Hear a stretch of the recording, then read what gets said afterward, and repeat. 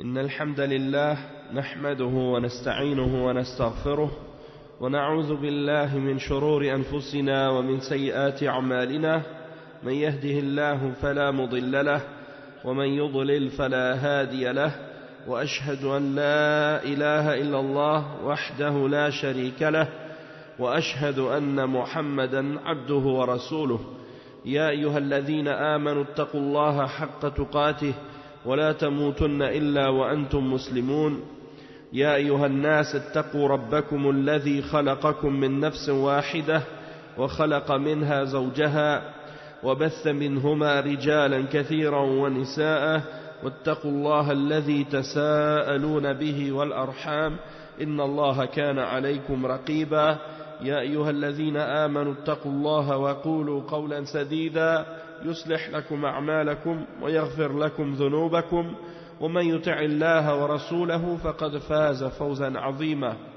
أما بعد إن خير الكلام كلام الله وخير الهدي هدي محمد صلى الله عليه وسلم وإن شر الأمور محدثاتها وكل محدثة بدعة وكل بدعة ضلالة وكل ضلالة في النار أما بعد. Donc aujourd'hui on commence la partie 4 dans l'explication du livre de Cheikh Bazmoul Tadabbur al-Qur'an wa atharuhu fi tazkiyat al-nufus. Donc la réflexion ou la méditation sur le Coran et son effet sur la purification de l'âme. Et on a mentionné au dernier cours différentes choses qui font qu'on peut se purifier et comment on peut purifier notre âme. On a mentionné que selon Ahlus Sunnati wal Jama'a, la façon de purifier l'âme, c'est de commencer par le fait de purifier la aqidah, qu'il faut avoir un tawhid pur pour Allah subhanahu wa ta'ala.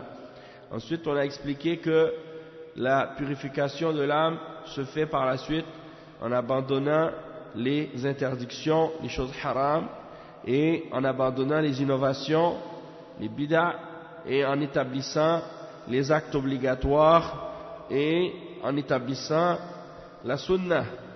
Donc ça c'est le deuxième aspect, et parmi ces éléments-là, il y a aussi le troisième qui est le fait de se purifier en faisant des actes surérogatoires par la suite, an-nawafil. Et on a expliqué donc tout ça, et en même temps donc le fait de réfléchir sur le Coran et de méditer sur le Coran, ça fait partie des actes d'obéissance envers Allah subhanahu wa ta'ala et des actes d'adoration, puisque dans le Coran Allah subhanahu wa ta'ala nous ordonne de réfléchir sur le Coran, de méditer sur le Coran, et donc ça fait partie des actes d'obéissance, et des actes que Allah subhanahu wa ta'ala aime, des actes d'adoration. Donc il faut comprendre que un des moyens de purifier son âme, bien entendu, c'est la récitation du Coran et la méditation sur le sens des versets du Coran pour être capable de comprendre ce que Allah subhanahu wa ta'ala nous demande, qu'est-ce qu'il veut de nous et comment l'adorer, comment se rapprocher de lui, et ainsi de suite.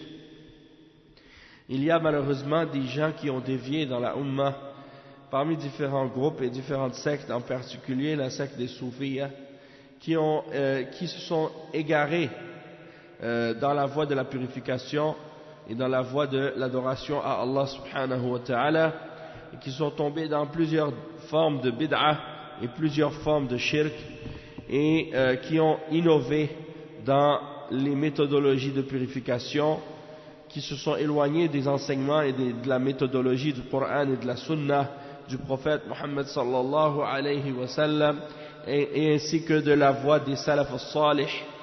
Et donc il faut comprendre que ces gens-là ont inventé des voies et des façons de se purifier qui sont en opposition avec ce que l'islam enseigne.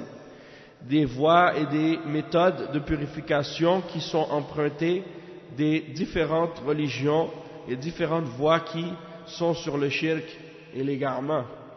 Et donc il faut comprendre donc que une fois que l'islam s'est répandu dans le monde, après la venue du prophète Mohammed sallallahu alayhi wa sallam, les sahaba sont partis dans le monde entier pour propager l'islam et enseigner l'islam. Et dans différentes régions, l'islam s'est installé, mais des gens avaient parfois des religions préalables à l'islam, et certaines d'entre ces personnes donc ont essayé d'incorporer des principes de leur religion précédente avec l'islam et de les incorporer ou de les mélanger ensemble. Et c'est ce qui a fait qu'on a vu apparaître des pratiques étranges, des pratiques contraires à la sunna, des choses que des gens font au nom de l'islam mais qui n'ont rien à voir en réalité avec les enseignements de l'islam. Et donc on va voir quelques exemples de ça aujourd'hui dans les pratiques et les croyances de certains d'entre les soufis, ceux qu'on appelle as-soufiyoun, ahl al-tasawwuf. Et à la base, as-soufiyya ou at-tasawwuf, ça vient du terme souf, qui veut dire la laine. Et en réalité, ça n'a aucun rapport avec l'islam, le nom en lui-même, sauf que les premiers d'entre eux étaient des gens qui aimaient le fait de s'écarter des biens matériels et de la dunya, et donc, mais d'une façon exagérée. C'est-à-dire que l'islam nous enseigne de profiter de la dunya, donc qu'est-ce qui est bénéfique pour nous, mais de ne pas tomber dans l'extrême ou dans l'exagération de la dunya au point où on oublie l'au-delà. Mais ces gens-là, eux, sont allés un peu plus loin dans le sens qu'ils se sont laissés tromper par le shaitan dans ces questions-là, et ils sont allés jusqu'à délaisser la dunya d'une manière un peu extrémiste, au point de dire que il faut devenir un peu comme les moines dans les différentes religions, comme chez les chrétiens. Et donc ils ont commencé à admirer le modèle des moines qui habitent dans les monastères et qui se consacrent uniquement à la prière et l'adoration. Donc ils ont vu que leurs vêtements étaient des vêtements de laine, et ils ont été attirés par ce genre de vêtements, et donc c'est pour cette raison-là qu'ils ont adopté les vêtements de laine au début, et c'est pour ça qu'on les a appelés as-soufiyya, parce que ce sont des gens qui aimaient la laine, et que c'était un vêtement qui était un vêtement modeste, ou des choses de ce genre. Donc ils ont délaissé tous les autres matériaux pour la laine. Et ça, c'était au début, bien entendu. Par la suite, ils ont commencé à apporter d'autres sortes de tissus aussi, mais c'est pour dire qu'ils s'attachaient à ce genre d'apparence. Le monachisme et des choses de ce genre, le fait de vivre dans des endroits clos, de se refermer à la dunya, de se concentrer qu'à l'adoration, des choses de ce genre. Donc c'est ça qui est arrivé. D'autres ont essayé de donner d'autres origines ou d'autres sources à cette appellation. Certains ont essayé de se donner une origine plus noble, pour essayer de donner un sens plus profond à la signification du mot soufi. Et donc ils ont ramené d'autres définitions, et Cheikh al-Islam Ibn Taymiyyah, il les mentionne dans son livre Majmu' al-Fatawa, dans un de ses livres. Il dit que certains d'entre les soufis, ils ont expliqué que le terme soufi vient du terme as-safa, ce qui veut dire la pureté. Et il dit que ça, c'est pas possible linguistiquement, puisque si c'était un mot qui venait de as-safa, on dirait pas soufi, mais on dirait as-safa'i.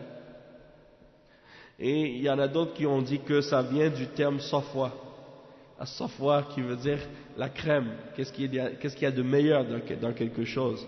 Et Cheikh al-Islam Ibn Taymiyyah, il dit, si c'était quelque chose qui venait de as-safwa, on aurait dit safawi, et on n'aurait pas dit soufi, ou soufiyya.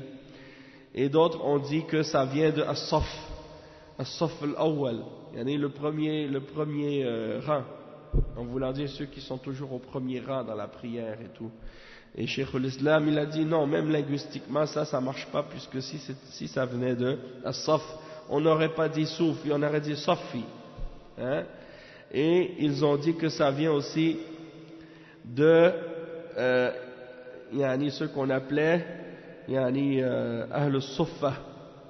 Ahl al-Suffa, c'est-à-dire qu'à Médine, quand les gens venaient de la Mecque, ils arrivaient à Médine, certains ils avaient un endroit pour habiter, parce que le prophète sallallahu alayhi wa sallam au début il avait fait at-ta'akhi, la fraternisation entre les gens de la Mecque et de Médine, donc il y en a qui avaient des endroits pour habiter au début. Par la suite, qu'est-ce qui est arrivé, c'est que ceux qui arrivaient par la suite, qui n'avaient pas d'endroit pour habiter, ils restaient dans la mosquée. Ils avaient un coin dans la mosquée où ils dormaient, où ils vivaient, jusqu'à ce qu'ils soient capables de prendre leur indépendance et avoir leur propre habitation et de pouvoir faire leur commerce et les choses qu'ils avaient besoin pour subvenir à leurs besoins par la suite. Sauf qu'au début, au tout début, donc ils habitaient à la mosquée. Et c'était pas un groupe spécifique qui restait toujours présent à Soufa, mais plutôt c'était un groupe qui changeait, dans le sens que il y en a qui arrivaient, d'autres qui partaient. Ça restait jamais le même nombre de personnes, ou bien les mêmes personnes du début jusqu'à la fin. Bon, il y en avait qui restaient au début, puis ils restaient quelque temps, après ils partaient, et ils s'organisaient, puis ils sortaient. D'autres, des nouveaux arrivaient, puis ils restaient, jusqu'à ce qu'ils trouvent quelque chose. Donc, c'était pas un groupe de personnes fixes qui restaient toujours les mêmes, non. Contrairement à ce que certains, par exemple, s'imaginent. Donc, Ahl Suffa, c'était pas des gens qui ont choisi de vivre dans la mosquée par pauvreté ou parce qu'ils n'avaient pas d'autres moyens, non. C'est des gens qui étaient là temporairement, puis qui s'en allaient au fur et à mesure qu'ils étaient capables de s'organiser. Et ils essaient d'utiliser ça comme exemple, bien parce que ça voudrait dire comme c'est des gens pieux qui restaient à la mosquée ou des choses de ce genre. Et encore là, linguistiquement, ça marche pas, parce que si c'était Ahl Suffa, on dirait encore là Soufi ou Soufa'i ou quelque chose comme ça. Et en tout cas, Cheikh al-Islam, il les a tous mentionnés. Et après, à la fin, il a dit que la vraie signification ou la vraie origine du terme vient de as-souf, la laine, et non pas d'autre chose. Et certains ont ramené d'autres définitions ou d'autres origines à cette définition-là. Par exemple, ils disent que ça vient du terme Sophia, qui vient du grec, qui veut dire la sagesse. De là vient le terme philosophia, qui veut dire d'aimer la sagesse. Et du fait que certains parmi les soufis par la suite se sont inspirés beaucoup de la philosophie grecque ou autre pour interpréter la religion. Et d'après ce que j'ai lu à ce sujet-là, ce serait par exemple des gens qui sont venus plus tard qui auraient utilisé cette explication-là, parce que les premiers soufis n'avaient pas un contact direct avec la philosophie. La philosophie grecque, c'est par la suite que ça a été introduit dans le soufisme, avec l'ésotérisme et toutes sortes d'autres choses comme ça. Donc, de façon générale, c'est ça. Mais en ce qui concerne la définition de qu'est-ce que c'est le soufisme, il y a autant de définitions que de soufis en fait, parce que chacun il fait sa propre définition de qu'est-ce que c'est le soufisme. Et quand vous regardez justement dans les définitions qui sont mentionnées dans les livres des soufis, certains chercheurs, ils ont regardé et ils ont trouvé plus que peut-être 2000 différentes définitions de qu'est-ce que c'est le soufisme. Donc c'est quelque chose en fait qui est fait d'une manière à ce que ce soit difficile à connaître ou difficile à découvrir ou à cerner, dans le but justement de pouvoir donner à ceux qui entrent dans cette voie-là beaucoup de liberté dans les choses qu'ils veulent adopter, des choses qu'ils veulent croire, en lesquelles ils veulent croire ou des choses de ce genre, et leur donner une certaine, comme on dit, flexibilité de rentrer dans même des idéologies qui sont hérétiques et contraires à l'islam. Parmi les définitions que je me souviens avoir entendues, parmi les définitions que les soufis donnent eux-mêmes, c'est que le soufisme c'est de se noyer dans l'amour éternel d'Allah. Il y a des choses comme des définitions de ce genre. Donc ça c'est vraiment vague et ça n'a pas vraiment de sens. En tout cas, il y a beaucoup de choses dans le soufisme qui est difficile à comprendre, parce que justement ils n'utilisent pas un langage qui est clair et explicite. Ils préfèrent parfois l'ambiguïté justement pour se permettre de jouer avec le sens de qu'est-ce qu'ils disent, pour déformer les paroles qu'il mentionne, justement lorsqu'ils sont accusés d'hérésie ou de propos qui sont des propos de kufr, ils peuvent essayer justement de se faufiler puis de déformer le sens pour dire non, on ne voulait pas dire ça, on voulait dire telle affaire, et ainsi de suite. Donc de façon générale, il y a des gens qui essaient de trouver un raccourci pour se rendre à Allah subhanahu wa ta'ala en passant par autre que le Coran et la Sunna et la voie des salaf as-salih. Et c'est ça c'est la réalité. Toutefois, à l'extérieur, ils se donnent toujours une image de personnes qui prétendent être en accord avec la charia de l'islam. Et parfois même, ils vont diviser l'islam en deux. Ils vont dire il y a la charia et il y a al-haqiqa. Et ils prétendent que la haqiqa, c'est la réalité. Et que celui qui a connu la haqiqa, il n'a plus besoin de la charia par la suite. Ou des explications comme ça. Il y a d'autres explications aussi. De toute façon, qu'est-ce qu'on peut dire de façon générale, c'est que si ce qui est dans le soufisme ne faisait pas partie, ou bien plutôt si ce qui est dans le soufisme faisait partie entièrement de ce qui est dans le Coran et dans la Sunna, on n'aurait pas besoin de l'appeler soufisme. On aurait pu l'appeler seulement islam, et ce serait suffisant. Ou bien des termes qui sont shar'i, des termes qui sont dans la charia, comme le terme ihsan, ou des termes semblables. Et c'est ce qu'ils essaient parfois de faire, de dire le soufisme c'est al-ihsan, le plus haut degré de la religion, le plus haut degré de la foi, le fait que tu adores Allah comme si tu le voyais, et si tu n'arrives pas à le voir, et c'est comme donc lui il te voit, et ainsi de suite, d'être conscient que Allah te voit en tout moment, en tout instant. Voilà quelques explications. Sinon, eux, ils prétendent qu'il y a des façons de se purifier, et ils disent, par exemple, manhaj at-tazkiyati 'inda at-tasawwuf ou 'inda as-soufiyya, il dit la shakka anna as-soufiyya min ajhal al-firaq al-islamiyya bi athar an-nubuwwa wa aktharuha tarwijan lil ahadith ad-da'ifati wal mawdu'ah wa dhalika wadihun jaliyyun fi musannafatihim fa innaha mali'atun bil akhbar al-mawdu'ah وما لا أصل له. Donc il dit c'est clair, il n'y a pas de doute que les soufis sont parmi les sectes les plus ignorantes de l'islam au sujet des narrations du prophète Mohammed sallallahu alayhi wa sallam, et c'est une des sectes qui fait partie de ceux qui propagent le plus les hadiths qui sont faibles et les hadiths qui sont fabriqués. Et ça c'est quelque chose qui est apparent et clair lorsque tu consultes les écrits et les livres de ces gens-là qui sont remplis de récits de récits et d'histoires fabriquées qui n'ont aucune source dans la législation islamique. Donc souvent c'est des histoires, des choses que les gens rapportent. Il n'y a pas de chaîne de transmission, il n'y a pas de chaîne de narrateur, il n'y a pas de juste qu'est-ce que quelqu'un a raconté, puis il attribue ça parfois même au prophète sallallahu alayhi wa sallam, alors que c'est même pas des hadiths. Il dit وأضف إلى ذلك كثرة الحكايات والمنامات والخرافات يعوضون بها فقرهم بالآثار النبوية والسنن المصطفوية ويظهر ذلك كذلك في مناهج التزكية عندهم. Donc le cheikh il dit que tu peux rajouter également à ça le nombre d'histoires qu'il raconte, des histoires qui sont basées sur des rêves, qui sont basées sur des superstitions, sur des récits qu'ils ont inventés eux-mêmes, fictifs. Et donc ils se basent là-dessus, beaucoup sur les rêves. Tu vois, souvent les soufis, c'est comme ça qu'ils parlent. Ils disent, j'ai vu dans un rêve telle chose, j'ai vu dans un rêve telle chose. Ou bien notre cheikh, il a vu tel rêve, ou il a vu telle chose dans un rêve.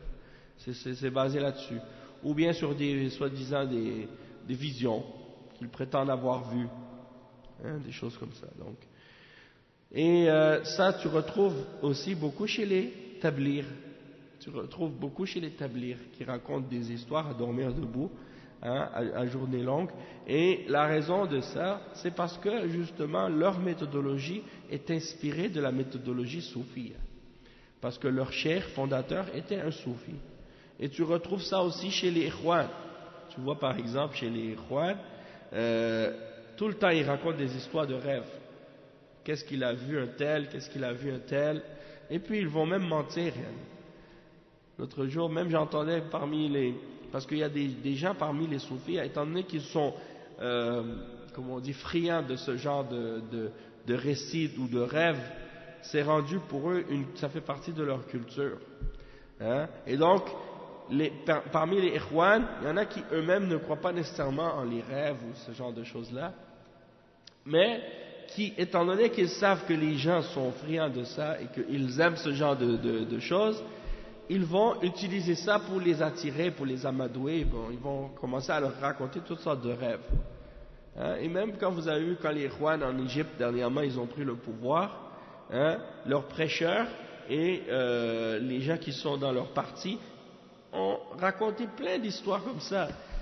Même Morsi, quand tu vois certains de ses discours, il dit « Ah, hier j'ai vu un rêve, le prophète Mohammed sallallahu alayhi wa sallam, il est venu me voir, il m'a dit « Ah oui, c'est toi qui es le meilleur, c'est toi qui vas faire ça » ou des choses comme ça. Hein. Ou bien un autre parmi les ikhwan, comme Mohamed Hassan, il raconte une histoire, il dit « J'étais là comme ça, puis Khalid ibn al-Walid, il est venu, il m'a vu, puis il a dit à mes élèves, suivez celui-là, il est bien. » Et il y a des histoires comme ça, puis les gens, ils entendent ça, ils disent Allahu Akbar, Masha'Allah. Ils sont comme si éblouis et surpris par ce genre de choses. Et des histoires comme ça, que je me rappelle, une histoire en particulier que j'avais entendue de la part de Jamaat Tablir, quand j'étais dans une mosquée, ils faisaient un bayan. Un de leurs, après la prière, il se lève puis il raconte des histoires comme ça. Et puis là, il racontait que le chef de Tablir, il était quelque part dans un pays, il est allé se baigner dans un lac ou dans une rivière, puis il y a un crocodile qui est venu pour l'attaquer. Et lui, il s'est battu avec le crocodile. Finalement, il a dit au crocodile, écoute, si tu me manges, plus personne va pouvoir propager l'islam dans le monde. Ça veut dire qu'il n'y aura plus de da'wah, donc il faut que tu me laisses. Et là le crocodile, il a laissé, puis il est parti. Donc c'est des histoires comme ça qu'il raconte aux gens. Et Allah al-Musta'an. Il y en a une fois des histoires aussi, on était avec une jama'a, on était sorti khuruj fi sabilillah, je ne sais pas combien de jours, et puis là après on était sur la route, on n'avait rien à manger, donc on s'est arrêté, on a fait un dua, et là il y a de la nourriture qui est tombée du ciel, ou je ne sais pas, des histoires comme ça, ils racontent aux gens. Et là parmi eux, il y en a qui sont plus zélés, alors ils disent Allahu Akbar, pour encourager les autres à croire en ces choses-là. C'est pas pour dire que des miracles, c'est pas possible. Oui, il peut y avoir des miracles, mais de baser ta religion sur ça c'est pas correct. La religion, elle n'est pas basée sur ça. Ok? Les miracles, oui, les karamat, il peut y en avoir de la part des hommes pieux, mais de là à baser ta religion uniquement sur des récits comme ça et sur des histoires comme ça pour attirer les gens, ça c'est vraiment faible. Hein? Il dit ويظهر ذلك كذلك في مناهج التزكية عندهم وحيث يطلبون زكاة نفوسهم بالإنشاد والمكاء والتصفية وتكلف ما لم يشرعه الله عز وجل ولا رسوله صلى الله عليه وسلم من العبادات وهذه بعض وسائلهم في التزكية. Donc on peut voir les effets les manifestations de leur manque de science et le fait qu'ils se basent sur ce genre de récits et d'histoires et de rêves et des hadiths qui sont faibles ou fabriqués dans leur façon d'appeler à la purification de leur âme et comment ils appellent à se purifier soi-disant et dans leur méthodologie pour y arriver. Du fait que parfois ils vont commencer par exemple à dire que pour se purifier il faut faire certains exercices spirituels qu'ils ont innovés ou que leur cheikh a inventés. Et parmi les exemples de ça, ils suivent certaines méthodologies. une des choses qu'ils font, c'est de frapper les mains, de faire de se baser sur d'utiliser des instruments de musique pour faire du dhikr, de même que de faire des danses et aussi des chansons, la chanson. Donc ils pensent que ça c'est une des méthodes de purification et de toute façon on va voir par la suite certaines méthodes aussi qu'ils utilisent pour arriver à leurs objectifs par rapport à la purification. On va voir c'est quoi leur but, qu'est-ce qu'ils essaient d'atteindre en faisant cette soi-disant purification. Est-ce que leur objectif c'est d'atteindre la même chose que ce que les musulmans d'Ahl Sunnah essaient d'atteindre, ou bien ils ont un autre objectif différent? Donc on va voir comment il y a une grande différence entre leur objectif et notre objectif dans la purification aussi. Donc premièrement, as-soufiyya yuzakkuna anfusahum za'amu bil muka wa tasfiyah wa al-ghina wa tasfiq wa yatajawaduna 'inda dhalik hatta rawa ba'duhum kadhiban أن النبي صلى الله عليه وسلم أنشده أعرابي شعرا فقال قد لسعت حية الهوى كبدي فلا طبيب لها ولا راقي سوى الحبيب الذي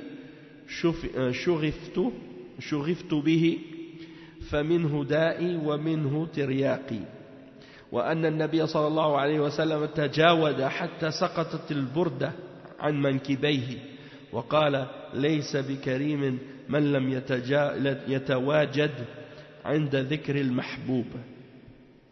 يعني دي قصص مكذوبة. يقول شيخ الإسلام هذا حديث كذب بإجماع العارفين بسيرة رسول الله صلى الله عليه وسلم وسنته وأحواله.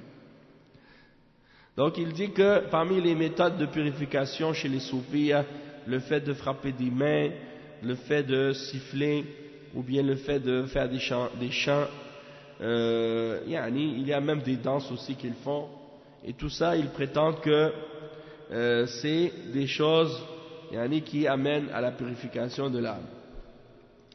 Et même que certains parmi eux mentionnent des choses à propos du prophète sallallahu alayhi wa sallam ils mentent à propos du prophète sallallahu alayhi wa sallam, et ils inventent à son sujet qu'il y a un bédouin qui avait fait un poème et il a mentionné dans son poème le prophète sallallahu alayhi wa sallam, comme si il n'y a rien qui peut le guérir excepté le prophète sallallahu alayhi wa sallam, et ainsi de suite. Donc il mentionne des belles choses sur le prophète sallallahu alayhi wa sallam, puis il prétend que quand le prophète sallallahu alayhi wa sallam a entendu ça, il a eu une réaction comme s'il a bougé d'une façon qui a fait que son manteau est tombé de ses épaules, et qu'il aurait dit que celui qui n'a pas ce genre de réaction, où il ne rentre pas dans cet état d'excitation quand il entend ce genre de choses, c'est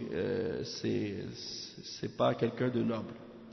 Bon, Cheikh l'Islam il mentionne cette parole, puis il dit après que ça c'est un mensonge selon le consensus des savants qui connaissent la vie du prophète sallallahu alayhi wa sallam, qui connaissent sa sunna et qui connaissent ses états.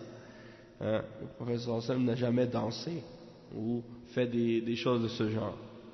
Et il dit ensuite وقال كذلك وبالجملة فقد عرف بالاضطرار من دين الإسلام أن النبي صلى الله عليه وسلم لم يشرع لصالح أمته وعبادهم وزهادهم أن يجتمعوا على استماع الأبيات الملحنة مع ضرب بالكف أو ضرب بالقضيب أو الدف، كما لم يبح لأحد أن يخرج عن متابعته واتباع ما جاء به من الكتاب والحكمة لا في باطن الأمر ولا في ظاهره، لا ولا لعامي ولا لخاص، ولكن رخص النبي صلى الله عليه وسلم في أنواع من اللهو في العرس ونحوه، كما رخص للنساء أن يضربن بالدف في الأعراس والأفراح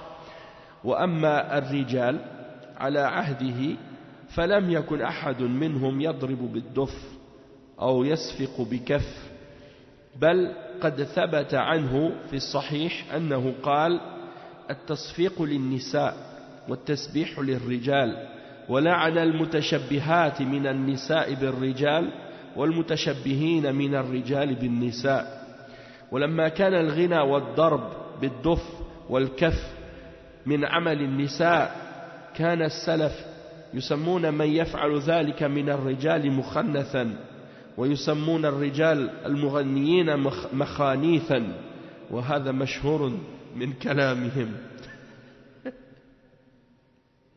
أي نعم لو كانوا في زماننا لعجبوا.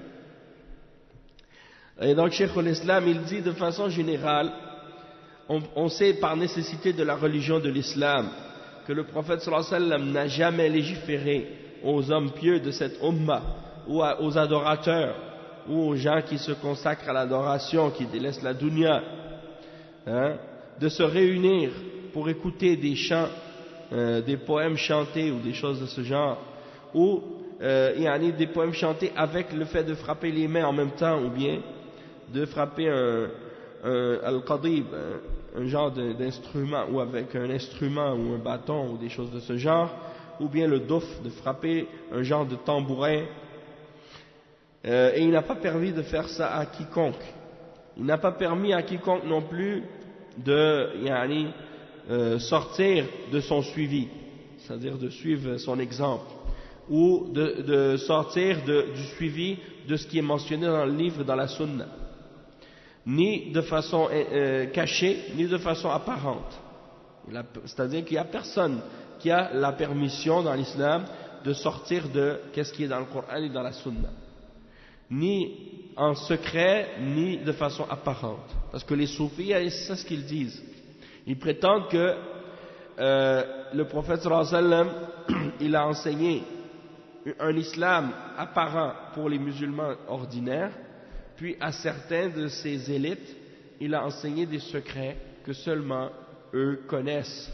Et ils prétendent que ces secrets-là ont été hérités du prophète sallallahu alayhi wa sallam à certains compagnons, et qu'il y a une chaîne de transmission de ces secrets qui ont été hérités par certains de leurs shuyukh, des turuq soufiyya aujourd'hui. D'accord? Donc quand ils disent par exemple, qu'est-ce qu'ils font? Tu dis, mais ça c'est parce contraire au Coran et à la Sunna. Et eux ils disent par exemple, oui mais ça c'est parce que ça c'est les secrets. Ça fait partie des secrets. C'est juste notre cheikh qui a reçu ça. C'est juste notre cheikh qui connaît le secret. Et en voulant dire, vous savez pas ça, c'est pas grave. Parce que vous n'avez pas la charia. Vous avez la charia seulement. Vous n'avez pas la haqiqa. Vous n'avez pas la réalité. La réalité, c'est juste nous qu'on la connaît. Et l'exemple qu'ils essaient d'utiliser pour justifier ce genre d'exemple, c'est l'exemple de Khidr avec Moussa alayhi salam. Et donc ils disent comme l'exemple, comme en voulant dire, Khidr lui il avait la haqiqa, puis Moussa il avait la sharia, en voulant dire Moussa alayhi salam il jugeait selon la sharia, tandis que Khidr non. Khidr lui il avait une autre sharia, ou une autre, il avait la haqiqa. Et c'est tout à fait faux, parce que quand tu regardes Khidr, il dit, quand Moussa alayhi salam l'a rencontré, il dit, j'ai reçu une connaissance d'Allah subhanahu wa ta'ala, qu'est-ce que je fais? Donc c'est il a une révélation d'Allah subhanahu wa ta'ala, il a une sharia qu'il suit, et il fait ce que Allah subhanahu wa ta'ala lui a ordonné. Il ne fait pas partie de Bani Israël, donc il n'est pas soumis à la sharia de Moussa alayhi salam. Et de plus, donc, ça c'est un exemple. Et donc certains ils prétendent qu'ils ont rencontré Khidr parmi les soufis aujourd'hui, c'est ça ce qu'ils disent. Ils disent, moi j'ai rencontré Khidr et Khidr il m'a dit, tu n'as plus besoin de prier, tu n'as plus besoin de jeûner ou des choses comme ça. Alors qu'ils ne savent même pas comment reconnaître Khidr. Même s'ils le voyaient, comment ils pouvaient être certains que c'est lui vraiment. Ou bien comment ils pourraient justifier ce genre de paroles, puisque la révélation elle est finie avec la venue du prophète Mohammed sallallahu alayhi wa sallam, et il n'y a plus de prophète après lui. Hein? Donc tout ça c'est des exemples, yani. Et pour dire qu'ils cherchent toujours des moyens de se faufiler pour trouver des shubuhat, pour s'éloigner de la charia d'Allah. Donc il n'y a pas de permission spéciale pour quelqu'un. Et la plupart des chaînes qu'ils ramènent pour essayer de dire nous on a un secret, c'est les ulama de hadith, ils ont étudié ces chaînes, ils ont dit ça c'est des chaînes qui sont coupées, tronquées. Il y a plein d'espaces vides dedans, il y a plein de brisures dans cette chaîne, donc elle n'est pas authentique. Elle n'est pas authentique leur chaîne. Ensuite, le cheikh dit, il n'a pas permis donc à personne, que ce soit une personne ordinaire parmi les musulmans, ou quelqu'un parmi les savants, ou quelqu'un qui est parmi les élites. Il n'y a personne qui a eu de permission spéciale de sortir de la charia du prophète Mohammed sallallahu alayhi wa sallam, ou de la charia de l'islam. Mais, il dit, mais par contre, le prophète sallallahu alayhi wa sallam a permis certaines distractions lors des mariages.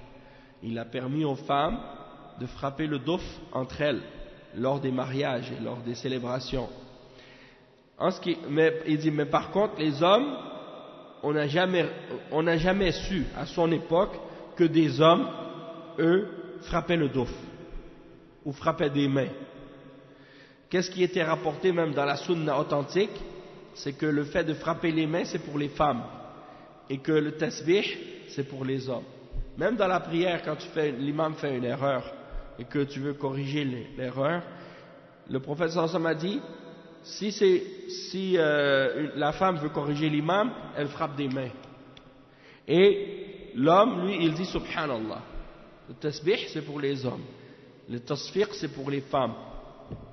Donc le cheikh Ibn Taymiyyah, il dit, frapper les mains, c'est pour les femmes. Donc de où est-ce qu'ils ont trouvé que des hommes peuvent frapper des mains? Et il y en a. Une fois, je me rappelle, même à Montréal, ici, il y a un frère qui s'était marié, puis ils m'ont invité à la walima, donc on est parti pour la fête et tout. Puis tout allait bien, mashallah, jusqu'à un moment donné, il y a quelqu'un un des gars qui était là-bas, qui a sorti son tambour, comme un genre de truc, c'est en forme de... Qu'est-ce qu'ils appellent darbouka, je pense, hein? C'est en forme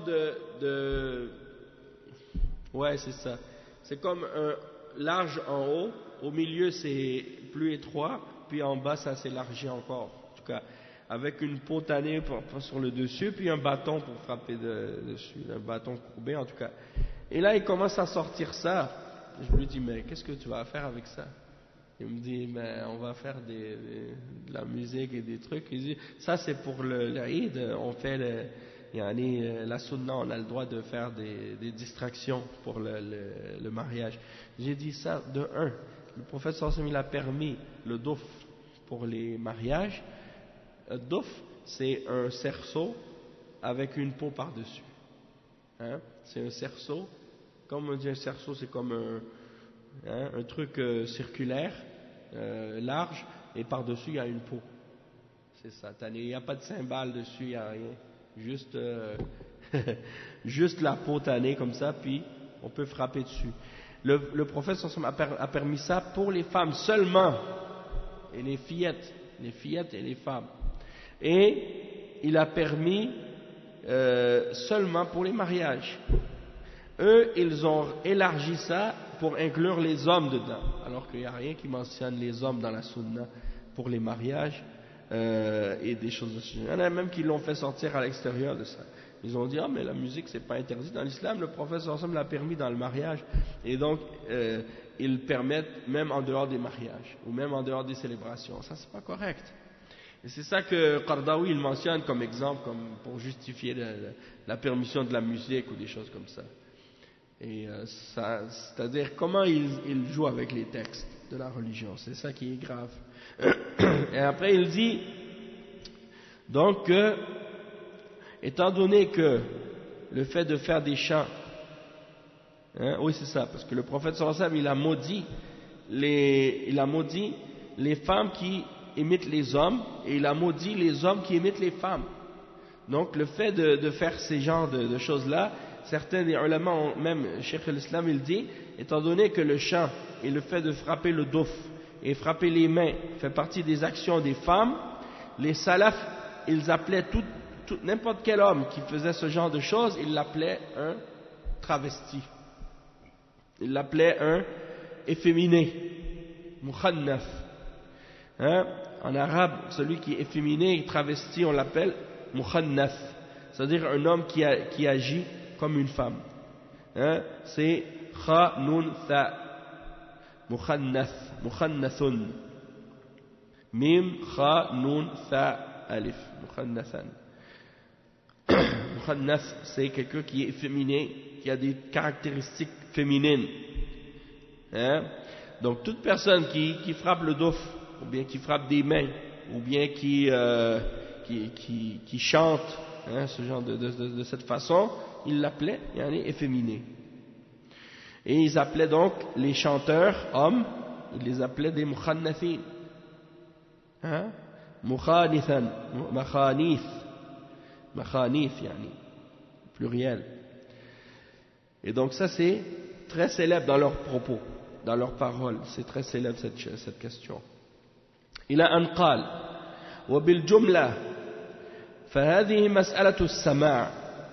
تكلم كثير من المتأخرين في السماع هل هو محظور أو مكروه أو مباح، وليس المقصود بذلك مجرد رفع الحرج، بل مقصودهم بذلك أن يتخذ طريقا إلى الله يجتمع عليه أهل الديانات لصلاح القلوب والتشويق إلى المحبوب والتخويف من المرهوب والتحزن على فوات المطلوب، فتستنزل به الرحمة وتستجلب به النعمة وتحرك به مواجيد أهل الإيمان وتستجلي به مشاهد أهل العرفان أو العرفان، حتى يقول بعضهم إنه أفضل لبعض الناس أو للخاصة من سماع القرآن من عدة وجوه، حتى يجعلونه قوتا للقلوب وغذاء للأرواح وحاديا للنفوس ويحدوها إلى السير إلى الله ويحثها على الإقبال عليه. ولهذا يوجد من اعتاده واغتذى به لا يحن إلى القرآن ولا يفرح به ولا يجد في سماع الآيات ولا يجد في سماع القرآن ولا يجد في سماع الأبيات ولا يجد في سماع الآيات كما يجد في سماع القرآن أو الأبيات، بل إذا سمعوا القرآن سمعوه بقلوب لاهية وألسن لاغية، وإذا سمعوا سماء المكاء والتصدية خشيت الأصوات وسكنت الحركات وأصغت القلوب وتعاطت المطلوب. نسأل الله العافية. Donc, en résumé ici, qu'est-ce qu'il explique, c'est que as-sama', qu'est-ce qu'ils appellent as-sama', c'est-à-dire le fait de faire des chants et de chanter les poèmes et des choses comme ça, comme ils le font lorsqu'ils se réunissent. Et bien ça, c'est quelque chose qui est apparu chez les gens qui sont venus plus tard, hein, après les premiers siècles de l'islam. Et il y en a qui demandent qu'est-ce que c'est.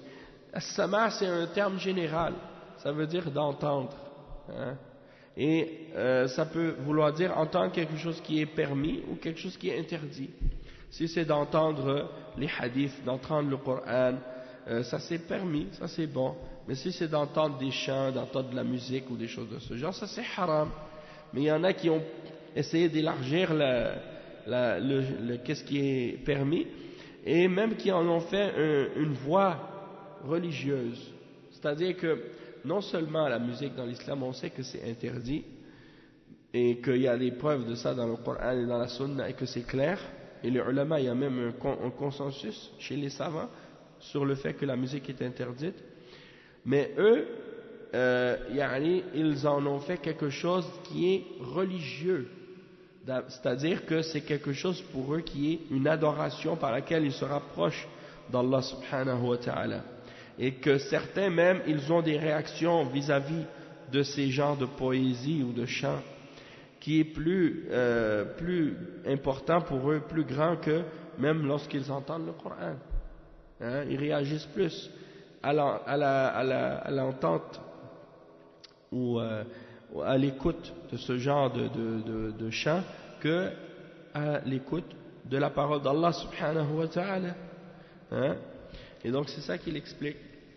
Et après il dit وَمَنْ كَانَتْ لَهُ خِبْرَةٌ بِحَقَائِقِ الدِّينِ وَأَحْوَالِ الْقُلُوبِ وَمَعَارِفِهَا وَأَذْوَاقِهَا وَمَوَاجِيدِهَا عرف أن سماع المكاء والتصدية لا يجلب للقلوب منفعة ولا مصلحة إلا وفي ضمن ذلك من الضرر والمفسدة ما هو أعظم منه فهو للروح كالخمر للجسد ويفعل في النفوس فعل حمياء الكؤوس ولهذا يورث أصحابه سكرا أعظم من سكر الخمر فيجدون فيه لذة بلا تمييز بل يجد الشارب بل يحصل لهم أكثر وأكبر مما يحصل لشارب الخمر ويصدهم ذلك عن ذكر الله وعن الصلاة أعظم مما يصدهم الخمر ويوقع بينهم العداوة والبغضاء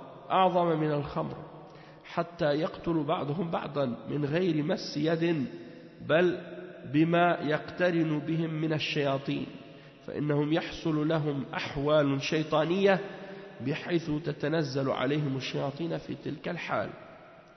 Cheikh l'Islam il mentionne ici que la réalité c'est que si tu connais réellement la religion et les états des cœurs et tout ce qui a rapport avec ces questions-là, tu vas savoir que l'écoute de la musique, le fait de frapper les mains et de faire des chants et des choses de ce genre, ça ramène aucun bien pour le cœur et aucun bienfait, excepté que dedans il y a un méfait qui est plus grand et un côté négatif et une corruption plus grande.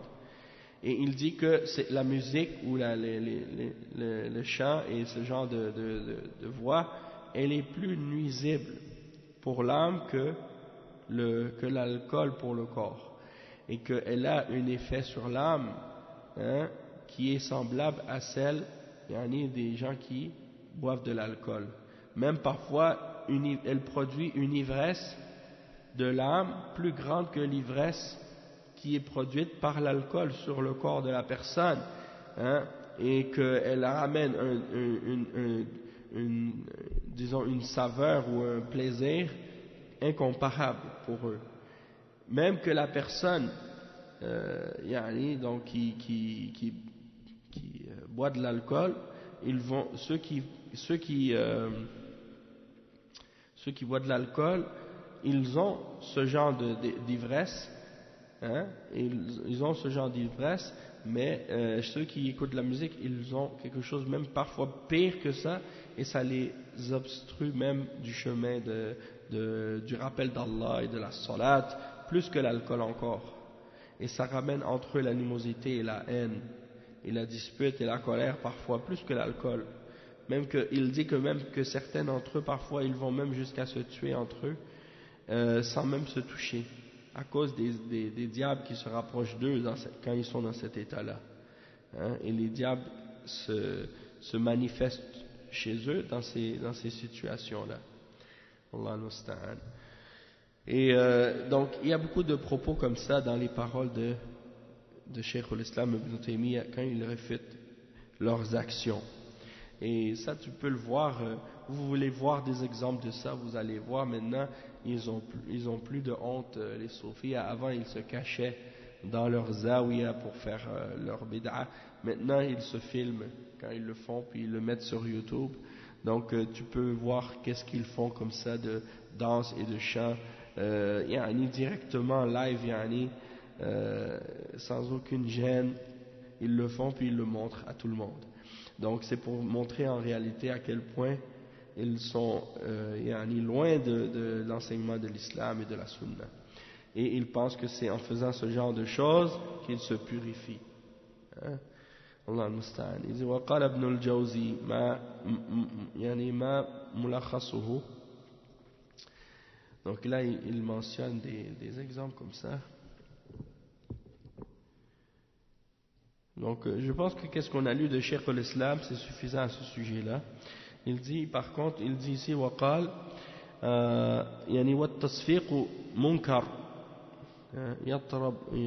يطرب ويخرج عن حد الاعتدال ويتنزه عن مثله العقلاء ويتشبه فاعله بالمشركين فيما كانوا يفعلونه عند البيت من التصفية وهي التي ذمها الله أو ذمهم الله عز وجل بها فقال وما كان صلاتهم عند البيت إلا مكاء وتصفية فالمكاء الصفير والتصفية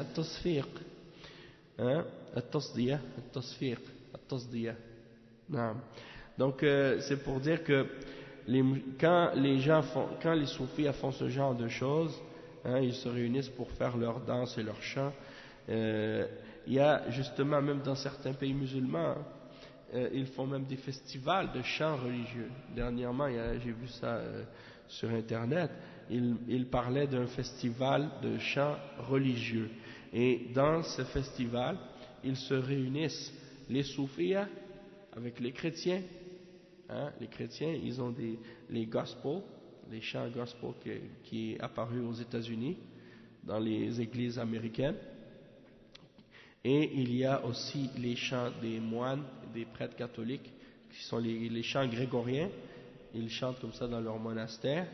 Et il y a aussi des chanteurs qui viennent des bouddhistes, des moines bouddhistes qui chantent, des hindous qui viennent faire des chants aussi là-bas. Il y a aussi des juifs qui viennent faire leurs chants. Ici tu les vois, ici à Montréal, les Hassidiques sont toujours en train de chanter. Une fois je me rappelle, je suis rentré dans un endroit où il y avait comme un genre de boucherie, c'est pas de la boucherie, c'est comme une boucherie, mais en tout cas, je suis allé là-bas, puis ils étaient tous en train de chanter, puis ils ont leur danse aussi, là, les trucs de danse, vous pouvez voir ça sur YouTube aussi. S'il y en a qui sont plus vieux, ils connaissent peut-être Rabbi Jacob, ou des trucs comme ça, donc, ouais, ils ont leur danse et leur chant. Naam. Et donc ça c'est des exemples comme ça. Puis chez les soufis, donc ils font des festivals de chants religieux. Tous les mouchriquines qui se réunissent avec des gens comme ça avec les soufis. Et puis eux, les soufis, ils voient aucun mal à ça. Dernièrement, je sais pas, j'ai vu ça dernièrement sur internet. Ils se sont réunis pour faire l'adhan à Montréal devant l'église catholique Saint John. Je pense l'église sur Sherbrooke, non, René Lévesque. Ils ont amené des tentes, le MAC, Muslim Association of Canada, devant l'église. Puis là, quand c'était le temps de l'iftar, ils ont commencé à faire le adhan à haute voix, dehors. Et la cloche en même temps, la cloche de l'église en même temps. Allah Musta'an, ils font n'importe quoi.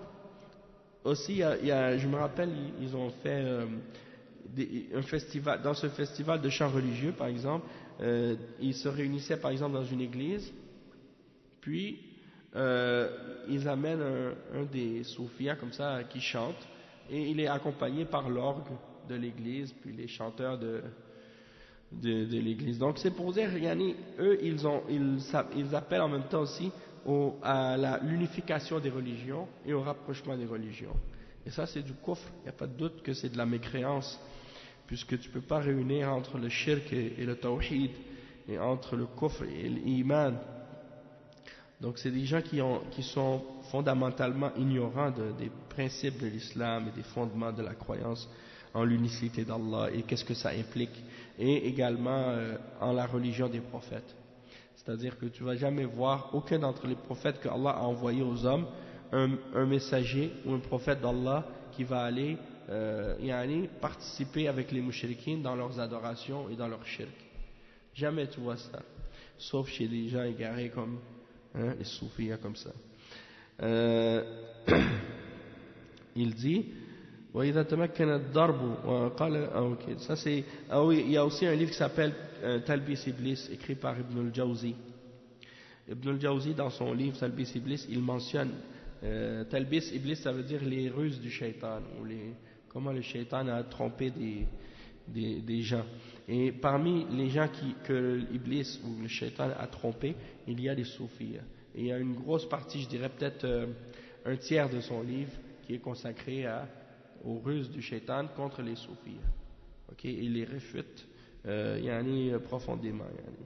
Donc le livre même il a été traduit en français, je l'ai vu en France. Donc je ne sais pas si la traduction est fiable, mais tout ce que je sais c'est qu'il y a une traduction disponible en français. C'est pour dire, le livre est rempli de réfutations des soufis dedans. Deuxièmement, comment ils appellent aussi à se purifier, c'est يدعون تزكية أنفسهم بالاسم المفرد مظهرا أو مضمرا يعني مظهرا أو مضمرا. قال شيخ الإسلام ابن تيمية الشرع لا يستحب من الذكر إلا ما كان كلاما تاما مفيدا مثل لا إله إلا الله ومثل الله أكبر ومثل سبحان الله ومثل لا حول ولا قوة إلا بالله. أما الاسم المفرد مظهرا يعني مثل الله الله أو مضمرا وهو هو فهذا ليس بمشروع في كتاب ولا في السنة ولا هو مأثور عن أحد من السلف من سلف الأمة ولا عن أعيان الأمة المقتدى بهم وإنما لهج به قوم من ضلال المتأخرين. Donc il dit parmi les soufis, ils prétendent que pour se purifier, ils se purifient en mentionnant le nom d'Allah. Ok? Et ils le mentionnent soit comme un nom indépendant ou bien comme un pronom aussi. Donc, Cheikh l'Islam Ibn Taymiyyah, il mentionne ça. Il dit que la législation de l'islam ne recommande à personne de faire un rappel ou un dhikr d'Allah, excepté si c'est une parole complète qui a un sens. Qui a un sens. Et donc, tu vas dire, par exemple, La ilaha illallah. Rien ne mérite d'être adoré excepté Allah. Ça, c'est un dhikr. Ou bien Allahu Akbar, Allah est le plus grand. Ou bien Subhanallah, que Allah soit purifié au cœur, gloire à Allah. Ou bien La hawla wa la quwwata illa billah. Il n'y a pas de force ni de mouvement, il n'y a pas de mouvement ni de force excepté par Allah. Donc ça c'est des sens, une parole qui a un sens, une parole complète, ça a un sens et ça a une signification et c'est un rappel d'Allah.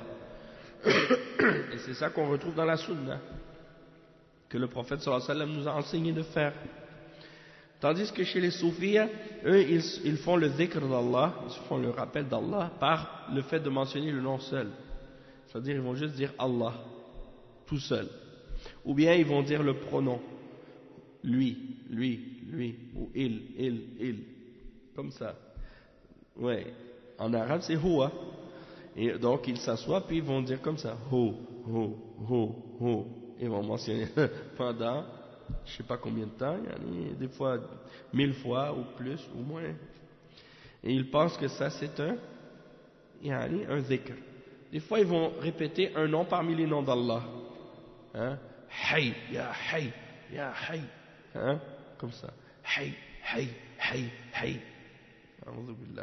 Donc, ils vont répéter ça pendant des heures et des heures. Et ils pensent que ça, c'est du dhikr. Et toutefois, ça n'a jamais été légiféré, ni dans le Coran, ni dans la Sunna, de faire un dhikr de cette façon. Il n'y a rien de rapporté. Il n'y a rien qui a été rapporté d'aucun d'entre les salafs à ce sujet.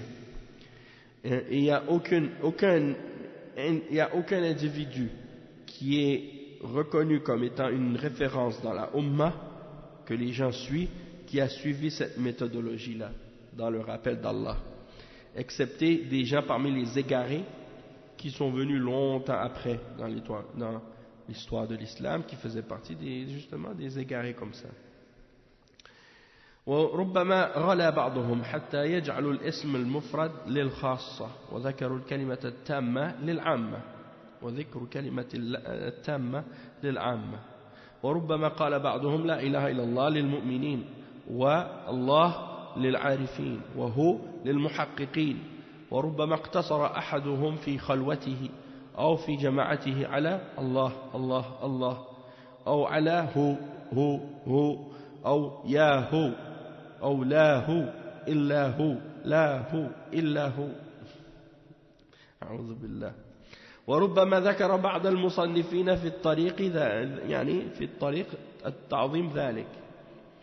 Donc il y en a parmi eux qui vont même jusqu'à l'extrême de dire que yani, le fait de mentionner le nom tout seul, ça c'est pour les élites, les gens qui ont atteint des niveaux élevés de foi et de connaissance d'Allah et de piété.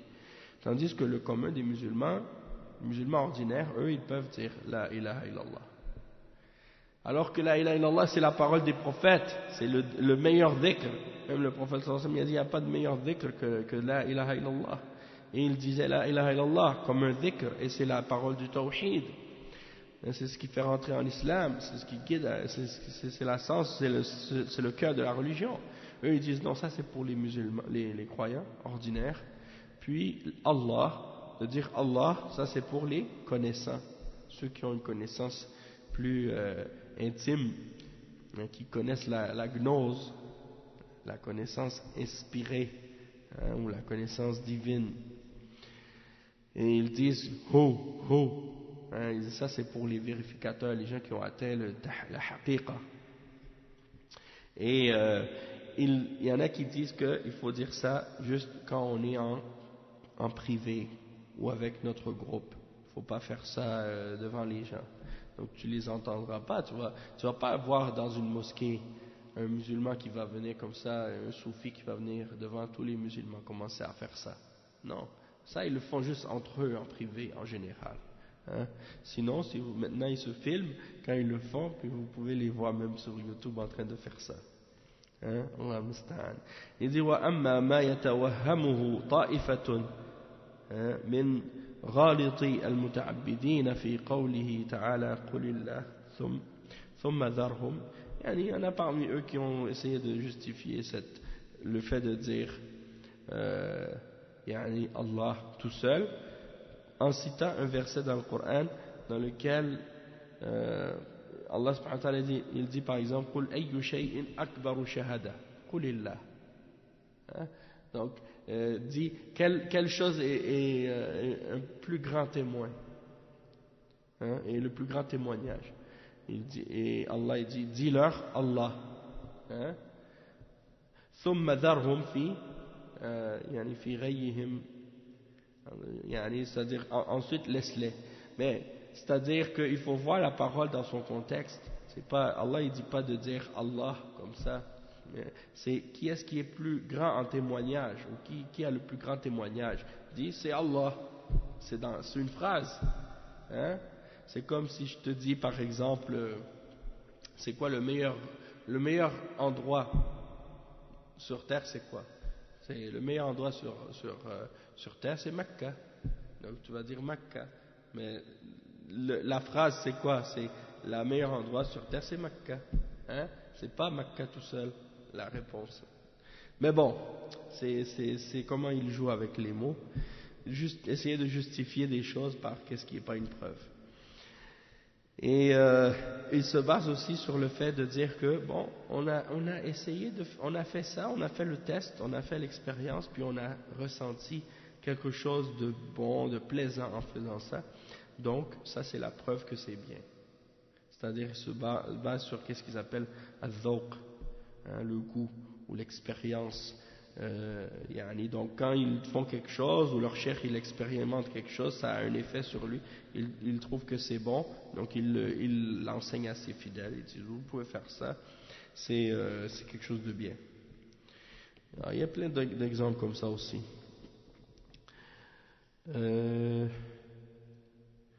Donc tout ça, il y a beaucoup d'autres exemples de bid'a comme ça qu'ils font, et ça ils pensent qu'en faisant ça ils peuvent se purifier. Et il ne faut pas oublier que aussi en faisant ces dhikr, des fois ils vont rajouter à ça aussi des mouvements.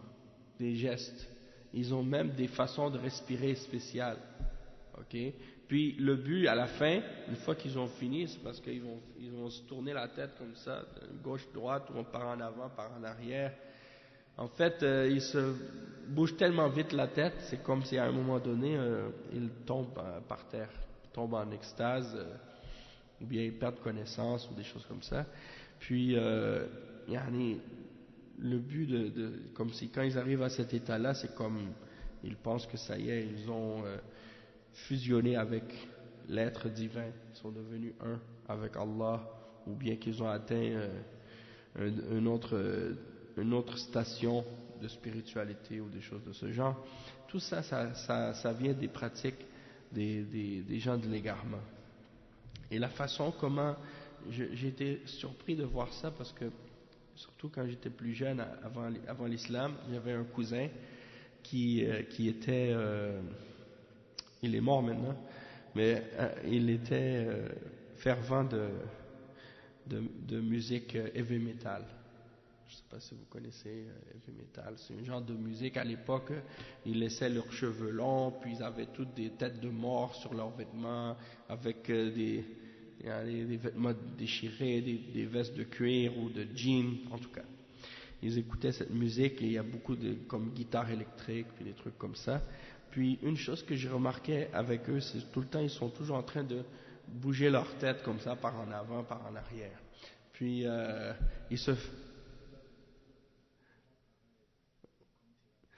oui, donc c'est ça. Bon, peut-être qu'il y en a encore, mais à l'époque, là, dans les années 80, 90, au début, il y en avait beaucoup à Montréal. Puis, en tout cas, dans leur musique qu'ils écoutaient, les vidéos de leurs chanteurs, puis des trucs comme ça, ils étaient comme ça. Puis, toujours en train de taper leur tête ou bouger leur tête par en avant, par en arrière.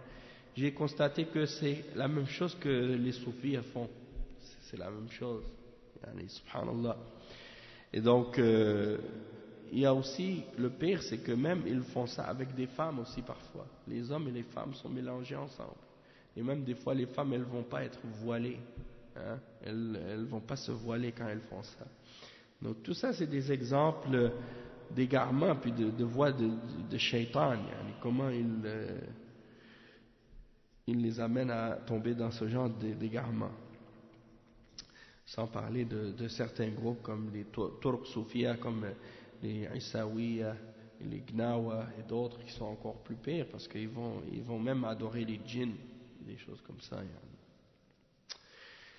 Après, il y a le point numéro 3. الصوفية يدعون تزكية أنفسهم بتحريم ما أحل الله من المطاعم والمشارب ولبس الصوف وتكلف ما لم يشرعه الله عز وجل من العبادات. Donc également parmi les voies des soufis, il y a le fait qu'ils cherchent à se purifier en s'interdisant ce que Allah a permis comme nourriture ou comme breuvage ou comme vêtements ou autre. Et ils vont s'imposer à eux-mêmes ce que Allah subhanahu wa ta'ala n'a pas légiféré comme adoration. Et c'est là que on voit par exemple dans le livre qui a été écrit, en fait c'est une thèse qui a été faite et c'est sur le bouddhisme, son histoire, ses croyances et le lien qu'il a avec le soufisme. Et dans ce livre-là, yani al-Bouddhiyya tarikhuha wa aqaiduha wa alaqatu as-soufiyya biha, dedans il parle justement des différentes façons par lesquelles les soufis essaient d'atteindre leur objectif de fana. Qu'est-ce qu'ils cherchent à atteindre un état qui est semblable chez les bouddhistes au nirvana, de devenir un avec l'esprit universel ou bien avec Allah comme ils prétendent. Et un des moyens par lesquels ils arrivent à ça, ou ils cherchent à arriver à cet état-là, c'est de se débarrasser de toutes leurs richesses et de tous leurs biens. Al-khuruj al-milk ou al-tajarrud min al-mal wal-jah, de se débarrasser de tous leurs biens et de leur statut. Deuxièmement, al-tajarrud an shahwat al-batn, de se débarrasser des plaisirs du ventre, c'est-à-dire de manger, de tout ce qui a rapport avec la nourriture. Et troisièmement, at-tajarrud an shahwat al-farj, se débarrasser des plaisirs, des plaisirs sensuels, sexuels par exemple, de ne pas avoir de relations sexuelles, de ne pas se marier avec des femmes, de rester célibataire, puis de s'abstenir de tout rapport sexuel avec une femme qu'on aurait épousée. Bon, pour eux, ça c'est vu comme étant quelque chose de mauvais. De se marier, d'avoir une femme et d'avoir des rapports intimes. Pour eux, ça c'est quelque chose qui est mauvais, ça fait partie des désirs des parties intimes, donc c'est pas permis. Ou bien ils vont s'abstenir de ça. Aussi le fait de garder le silence, de ne plus parler pendant des périodes très longues de temps. Aussi, qu'est-ce qu'ils appellent l'uzla wal khalwa, c'est-à-dire de s'écarter du monde et de quitter la fréquentation des gens, d'aller dans des endroits où il n'y a personne, comme pour rester en ermite. Tu vas rester dans un endroit dans la nature, juste à rester à méditer et à contempler et à faire du dhikr, soi-disant. Donc ça, ils prétendent que c'est des moyens pour se purifier notre âme. Aussi, il y a d'autres choses aussi, par exemple par rapport au dhikr. Chez les soufis, c'est différent que chez les gens de la sunna. Pour les gens de la sunna, le dhikr, c'est le fait de se rappeler d'Allah et de suivre les exemples du prophète sallallahu alayhi wa sallam et les dhikr, les adhkar que le prophète sallallahu alayhi wa sallam nous a enseignés. Par contre, chez les soufis, les adhkar, c'est des adhkar que le cheikh il a inventé. Il a inventé ses propres rappels, ses propres dhikr, et ils ont par exemple un livre. Chaque tariqa, il a son livre de dhikr, puis il va enseigner à ses mourides ou à ses disciples, ceux qui ont donné allégeance, un certain nombre de adhkar qu'ils doivent réciter tous les jours, un nombre de fois. Puis ils doivent respecter ça, c'est comme un devoir dans la tariqa, ils doivent respecter ça. Puis une fois qu'ils l'ont fait, donc après s'ils ont fait ça, après ils peuvent aller à un niveau supérieur, tu sais, à des degrés, et ainsi de suite. En tout cas, tout ça c'est des moyens par lesquels ils pensent qu'ils vont se purifier. Sauf que, bien entendu, c'est des choses qui ne sont pas légiférées. Il dit, يقول ابن الجوزي في كتابه تلبيس إبليس: وقد بالغ إبليس في تلبيسه على قدماء الصوفية فأمرهم بتقليل المطعم وخشونته ومنعهم شرب الماء البارد، وكان في القوم من يبقى الأيام لا يأكل إلا أن تضعف قوته، ومنهم من يتناول كل يوم الشيء اليسير الذي لا يقيم البدن، وقد كان منهم قوم لا يأكلون اللحم حتى قال بعضهم: أكل درهم من اللحم يقسي أكل درهم من اللحم يقسي القلب 40 صباحا، إلى أن قال رحمه الله: وقد صنف لهم أبو عبد الله محمد ابن علي الترمذي كتابا سماه رياض النفوس، وقال فيه: ينبغي للمبتدي في هذا الأمر أن يصوم شهرين متتابعين توبة من الله، ثم يفطر ويطعم اليسير ويأكل كسرة ويقطع الإدام والفواكه واللذة ومجالسة الإخوان والنظر في الكتب، وهذه كلها أفراح للنفس فيمنع النفس لذتها حتى تمتلي غما، إلى أن قال: وهذا الذي نبهنا عنه من التقلل الزائد الحد قد انعكس في صوفية زماننا، فصارت همتهم في المآكل كما كانت همة متقدميهم في الجوع. الله المستعان.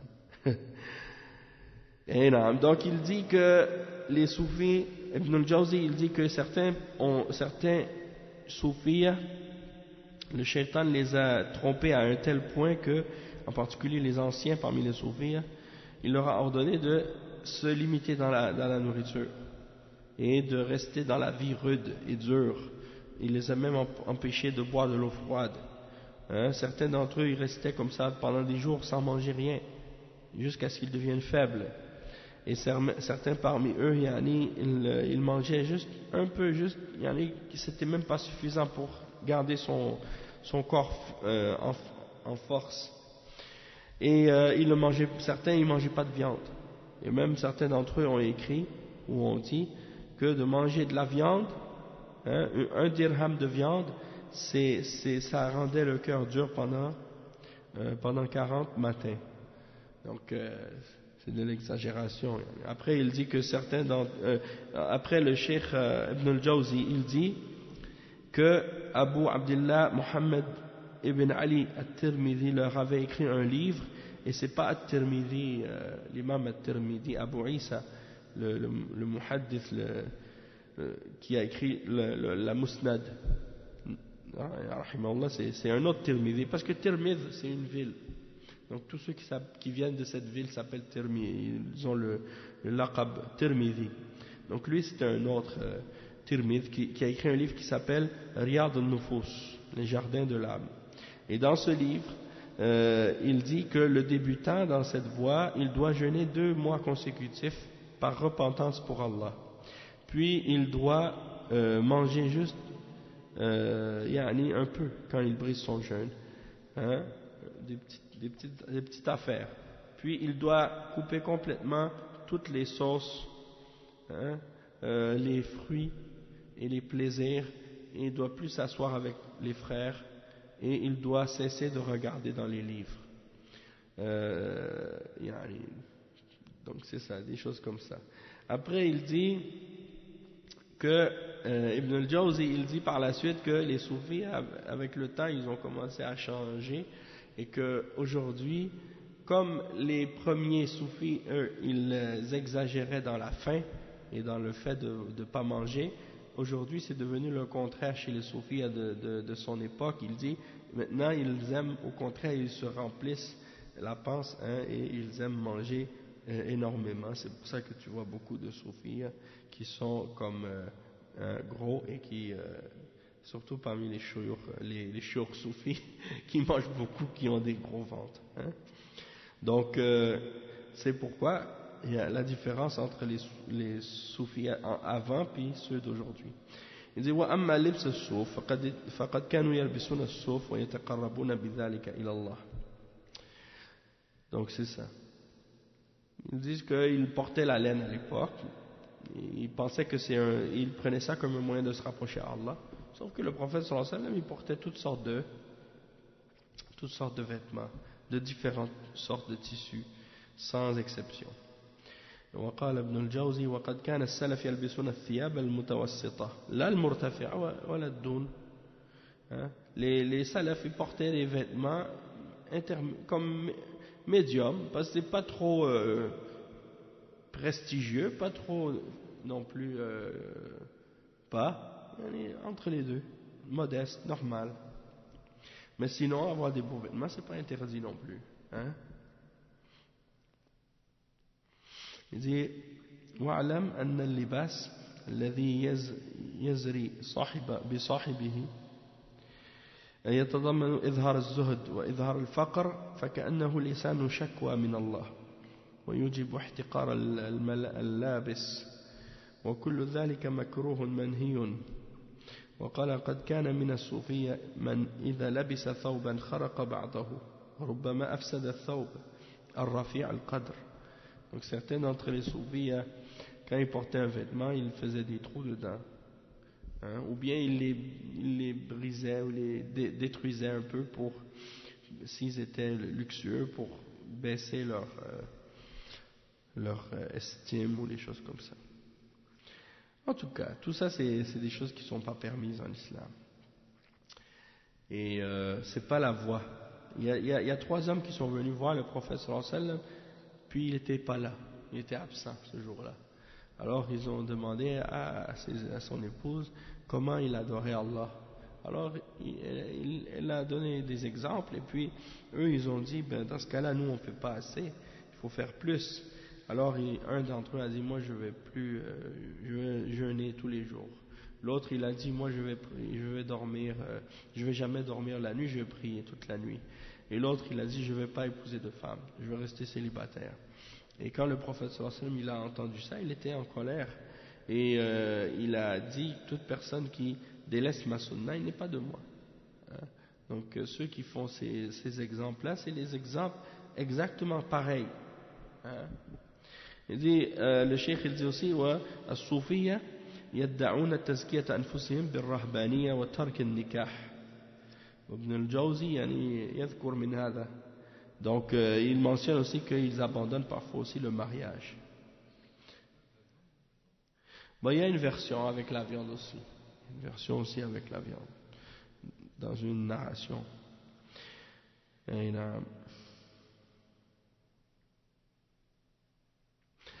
قال أبو حامد الغزالي il dit dans son livre ينبغي أن لا يشغل المريد نفسه بالتزويج فإنه يشغله عن السلوك ويأنس بالزوجة ومن أنس بغير الله شغل عن الله. C'est vraiment Allah musta'an. Il dit celui qui le mourid, celui qui rentre dans le soufi, dans le tasawwuf, et il ne doit pas se distraire par le mariage, parce que si il se marie, alors il va être distrait de la conduite ou du suivi de la voie de la tariqa, puis il va être attiré vers sa femme, puis disons il va être, quiconque est attiré vers autre que Allah, eh bien il va être distrait d'Allah. C'est n'importe quoi comme on dit. Le prophète sallallahu alayhi wa sallam il avait 9 femmes. Est-ce qu'il a été distrait d'Allah subhanahu wa ta'ala? C'est le plus grand adorateur. Hein? Donc c'est n'importe quoi, qu'est-ce qu'il raconte. Et les sahaba aussi, ils avaient tous des épouses et des enfants. Donc est-ce qu'il y a une meilleure voix que la voix du messager sallallahu alayhi wa sallam? Donc ça c'est de l'égarement aussi.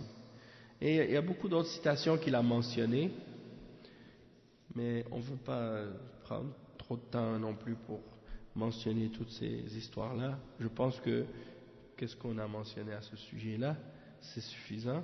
Puis en ce qui concerne l'objectif des soufiyas, il dit كما تتبين وسائل التزكية وطرقها بين أهل السنة والصوفية فإن غاية التزكية تختلف كذلك اختلافا كليا بينهما. وسوف نبين ذلك بشيء من التفصيل إن شاء الله. غاية التزكية عند أهل السنة تحقيق كمال العبودية لله عز وجل واستكمال مراتب الحب والذل لله عز وجل واستسلام ظاهر العبد وباطنه لله عز وجل واستكمال مراتب الحب والذل لله عز وجل وأن يلقى العبد ربه بقلب سليم فيسعد بمجاورة الله جل وعلا في الفردوس الذي سقفه العرش عرش الرحمن. نعم. Donc ça c'est le but de la tazkiya, de la purification pour les gens de la sunna, c'est de réaliser le perfectionnement de l'adoration d'Allah et de la servitude pour Allah et de parfaire les degrés de l'amour pour Allah et de l'humilité et du fait de s'humilier pour Allah subhanahu wa ta'ala, devant Allah subhanahu wa ta'ala, et de se soumettre à Allah de façon apparente et intérieure, extérieure et intérieure, et de parfaire les degrés de l'amour et de l'humilité envers Allah, et que le serviteur rencontre son Seigneur avec un cœur saint, un cœur en paix, qui est heureux d'être avec Allah subhanahu wa ta'ala dans les degrés les plus élevés du paradis, le Firdaus, dont le toit est le trône du tout miséricordieux. Donc ça c'est un résumé de qu'est-ce que signifie la purification ou l'objectif de la purification dans le Coran et la Sunna selon les gens de la Sunna. Il dit وَمِمَّا يَدُلُّ عَلَى أَنَّ الْعُبُودِيَّةَ هي غاية التزكية أن الله عز وجل وصف صفوة الخلق من الملائكة والرسل بالعبودية ومدحهم بذلك وذم وتوعد من يستكبر عن عبوديته عز وجل. La preuve que le fait d'être dans la servitude d'Allah et dans son adoration, c'est l'objectif de la purification de l'âme, c'est que Allah subhanahu wa ta'ala dans le Coran, il décrit la crème de ses créatures et les meilleurs de ses créatures parmi les anges et les messagers comme étant des serviteurs et des esclaves. Et il fait leur éloge à ce sujet-là en mentionnant qu'ils sont des serviteurs et des esclaves. Et il blâme et il menace toute personne qui se serait enflée d'orgueil devant l'asservissement pour Allah et le fait de se soumettre à lui et d'être esclave d'Allah. Donc il dit وقال في وصف الملائكة وله من في السماوات والأرض ومن عنده لا يستكبرون عن عبادته ولا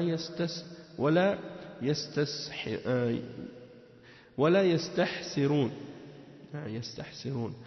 إذ وقال تعالى وقالوا اتخذ الرحمن ولدا سبحانه بل عباد مكرمون لا يسبقونه بالقول وهم بأمره يعملون. وعن عيسى عليه السلام إن هو إلا عبد أنعمنا عليه وجعلناه مثلا لبني إسرائيل.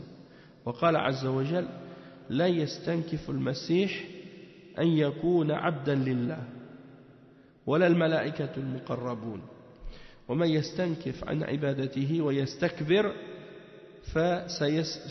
فسيحشرهم إليه جميعا. ونعت نبيه المصطفى صلى الله عليه وسلم بالعبودية في أكمل أحواله فقال في الإسراء سبحان الذي أسرى بعبده ليلا.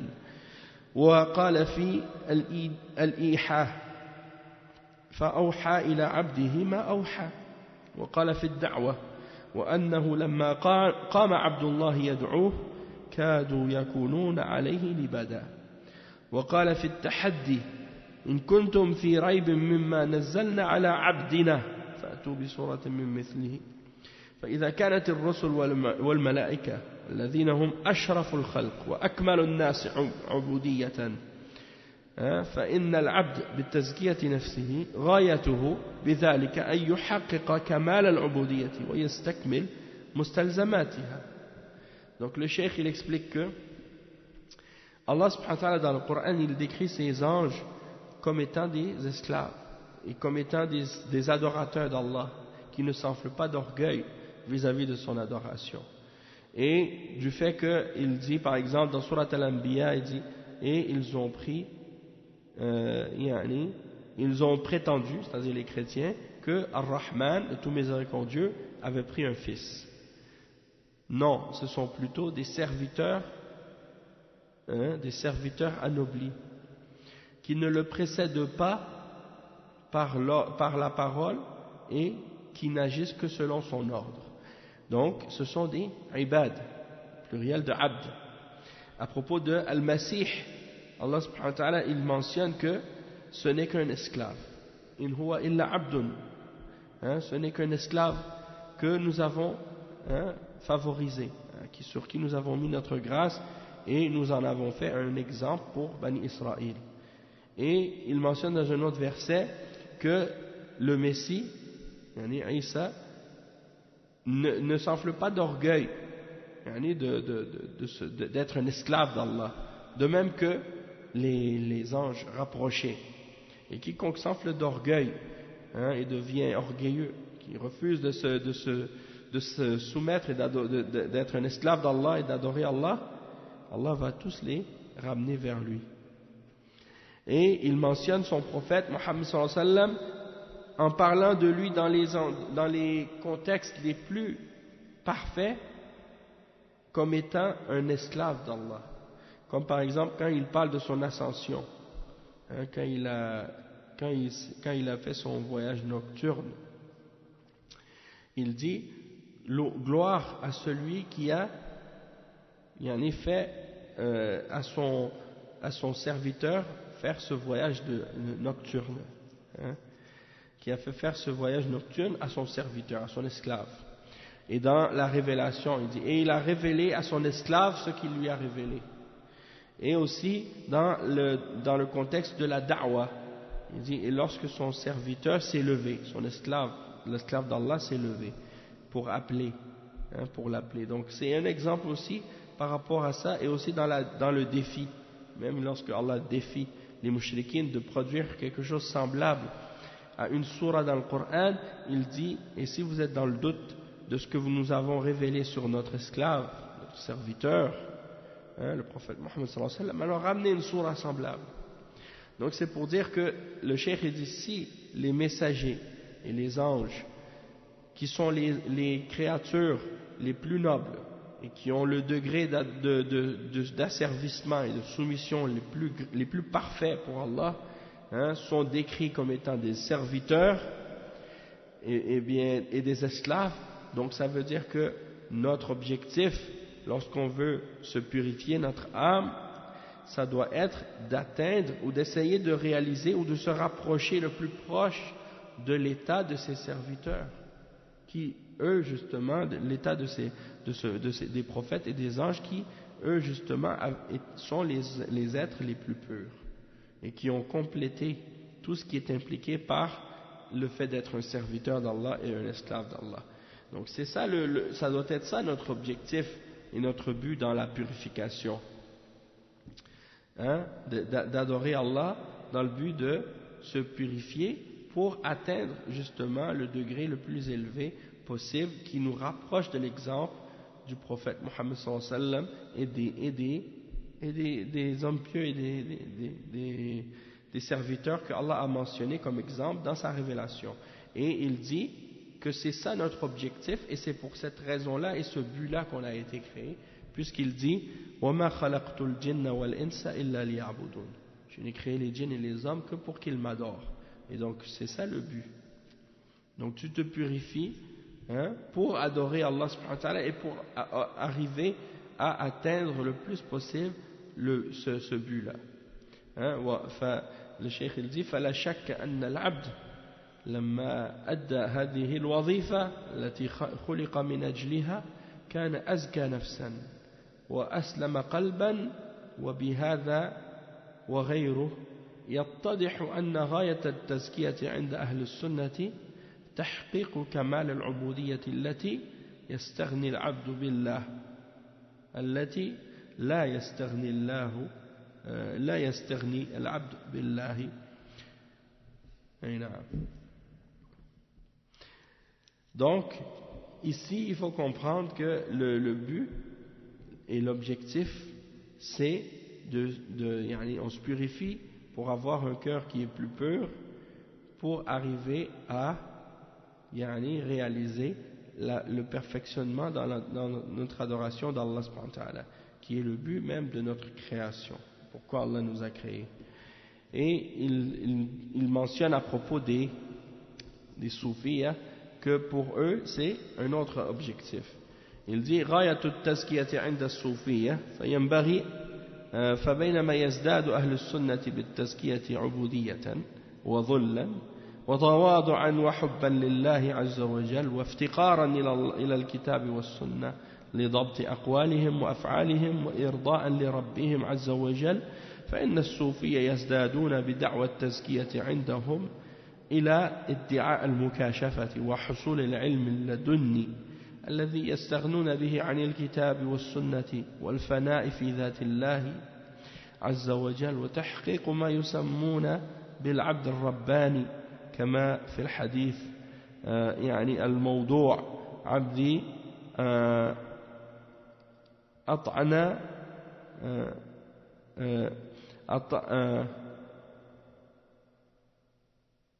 أطعني، أي نعم، عبدي أطعني أجعلك عبدا ربانيا تقول للشيء كن فيكون، نسأل الله العافية. وهم مع ذلك يفضلون الأولياء على الرسل والأنبياء كما قال قائلهم مقام النبوة في برزخ فويق الرسول ودون الولي فيقول يعني بعضهم يعني خضنا بحرا وقف الأنبياء بساحله وينتهي الأمر عند غلاتهم بالقول بالغناء بالفناء يعني في ذات الله واعتقاد الحلول والاتحاد. Bon, ça résume, juste ça résume les intentions et les objectifs des soufis dans leur purification ou soi-disant purification.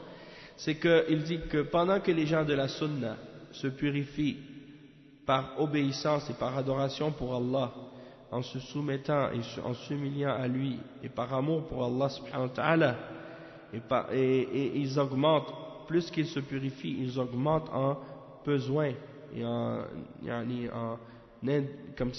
ayant besoin du Coran et de la Sunna pour bien faire leur adoration et que leurs paroles et leurs actions soient en agrément avec leur Seigneur. Chez les soufis, c'est le contraire. Chez les soufis, plus qu'ils avancent dans leur prétendue purification, et plus qu'ils vont vers l'idée de prétendre qu'ils atteignent un degré de al-mukashafa, c'est-à-dire al-mukashafa, c'est-à-dire l'illumination, et de prétendre que arrivé à un certain degré comme ça, eh bien ils obtiennent des connaissances de Dieu directement. Ils n'ont plus besoin de prendre les connaissances du Coran et de la Sunna. Et ils arrivent à un degré par la suite où ils disent qu'ils se fusionnent, où ils se dissouent dans l'être divin. Ils deviennent un avec Allah subhanahu wa ta'ala. Et ils réalisent ce qu'ils appellent le serviteur Rabbani. Hein? Et il devient un avec Allah. Il se dissout dans l'être d'Allah. Et ils essaient de réaliser ce qu'ils appellent al-abd, le serviteur qui est Rabbani. Et c'est basé sur un hadith qui est fabriqué. C'est un faux hadith qu'ils ont inventé, qu'ils attribuent au prophète Mohammed sallallahu alayhi wa sallam, qui dit, dans lequel ils prétendent que Allah dit ô mon serviteur, obéis-moi et je ferai de toi un serviteur qui est Rabbani. Hein? Quand tu dis à quelque chose soit, et la chose sera. Hein? Tu dis à une chose soit et il sera. Et c'est ça que Ibrahim Nias, un des chouyours soufis au Soudan, pas au Soudan, au Sénégal, il dit à ses fidèles, moi j'ai reçu le kun fayakun. Donc quand je dis à quelque chose soit et c'est. Ça c'est grave, c'est du kufr. Puisque c'est seulement Allah que lorsqu'il dit à une chose d'être et elle est. Et donc eux ils préfèrent même les awliya, les saints, soi-disant saints religieux soufis, aux messagers et aux prophètes. Parce qu'ils ont une autre définition de ce que signifie le saint ou le wali dans l'islam. Pour eux le wali c'est quelqu'un qui a atteint un degré de religion ou bien un certain degré dans la religion où il est capable de faire des miracles à volonté, où il a le contrôle sur qu'est-ce qui se produit dans l'univers. Il devient comme un être, comme un demi-dieu presque, un être avec des pouvoirs surnaturels. Il peut connaître l'invisible, connaître le ghaib, et des choses comme ça. C'est pour ça que plusieurs d'entre les soufis et les chouyours soufis, pour se faire passer pour des awliya, ils vont avoir recours à la sorcellerie pour faire croire aux gens qu'ils ont atteint le degré de wilaya ou qu'ils sont devenus des awliya. Donc puisque les gens ils confondent souvent entre awliya ar-Rahman ou awliya al-Shaytan, les rapprochés d'Allah et les rapprochés du Shaytan, ils font pas la distinction entre les deux. Donc ils pensent que c'est des miracles alors que c'est de la sorcellerie qu'ils font. Donc l'exemple de ça, c'est qu'ils pensent même que le wali il est meilleur que le prophète. Et ils le disent ça dans leurs poèmes, jusqu'à ce qu'ils prétendent que quelqu'un atteint un degré dans lequel il peut se séparer d'Allah. C'est-à-dire pas se séparer d'Allah, mais plutôt devenir un avec Allah. Al-Mukashafa, donc ça c'est un de leurs moyens, un de leurs objectifs, d'atteindre Al-Mukashafa, c'est-à-dire d'atteindre des degrés où il atteint l'illumination et où il a des connaissances que Allah lui donne sans passer par la révélation, sans passer par les prophètes. Il peut avoir sa révélation directement. Et il y a des exemples comme ça dans leur livre qui mentionnent ces exemples-là. Et bon, il cite ici des choses, mais je ne veux pas prendre trop de temps parce que déjà on est rendu dans le... On a dépassé le temps. Donc je vais finir vite, juste les mentionner comme ça. Si vous voulez au prochain cours, je vous mentionnerai des citations là-dessus. L'autre objectif qu'ils ont, c'est al-ilm al-ladunni. Ils prétendent que une fois qu'ils atteignent un certain degré comme ça dans la purification ou dans le soufisme, qu'ils ont une connaissance qui leur est donnée, que Allah leur donne. Certains vont même jusqu'à dire qu'ils vont même aller voir dans l'Awh al-Mahfouz qu'est-ce qui est écrit, ou qu'il y a des anges qui viennent leur révéler des choses, ou qu'il y a toutes sortes d'autres idées comme ça. Il y en a d'autres qui ont l'idée qu'une fois que tu vas faire beaucoup d'adoration, tu ne vas plus avoir d'obligation religieuse. Il n'y a plus rien qui va être obligatoire et il n'y a plus rien qui va être interdit pour toi. Parce que tu as atteint la certitude, ou soi-disant, qu'est-ce qu'ils prétendent comme étant la certitude, comme dans le verset « Wa'bud rabbaka hatta ya'tiyaka al-yaqin » adore ton Seigneur jusqu'à ce que tu atteignes, jusqu'à ce que te vienne la certitude. La certitude dans le verset en question, c'est la mort. Et eux, ils l'interprètent comme étant non, la haqiqa, la vérité. Et que al-yaqin, c'est quelque chose d'autre. Quand tu as atteint un degré, là, tu n'es plus obligé de prier ou de jeûner ou des choses comme ça. Al-fana wa wahdatul wujud. Donc, ils prétendent aussi qu'un de leurs objectifs, c'est d'arriver à faire un avec Dieu, devenir un avec Allah subhanahu wa ta'ala, et de fusionner avec lui, et de croire ou d'arriver à l'idée que tout ce qui existe est Allah seul. C'est-à-dire qu'il n'y a pas de différence entre le créateur et la créature, tout est Allah. Et ça, c'est du kufr clair. Et par rapport à ça, donc c'est des choses, il faut comprendre que ça existait avant la venue même, ces croyances existaient avant la venue du prophète Mohammed sallallahu alayhi wa sallam.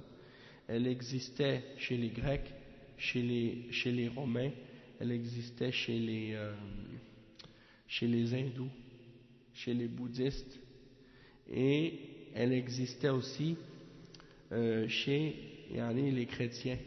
Il y a des notions, il y a des tendances comme ça chez les chrétiens aussi. Et ces idées-là ne viennent pas de l'enseignement des prophètes.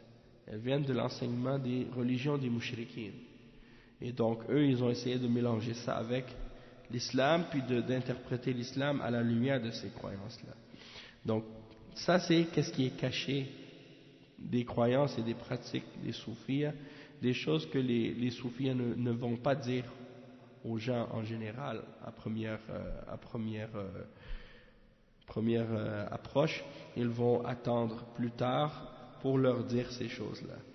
Puis il y a beaucoup d'exemples qui sont cités. J'ai pas le temps de tous les mentionner, mais si vous allez par exemple dans d'autres cours que j'ai donnés sur le soufi, j'ai un livre de Cheikh Al-Fawzan que j'avais expliqué une fois, qui s'appelle Haqiqat al-Tasawwuf de Cheikh Al-Fawzan, puis j'avais fait des cours avec ça. C'est 15 cours sur les soufis. Il est sur le site Salafi de Montréal. Et il y a beaucoup d'exemples aussi que j'ai cités là-dedans.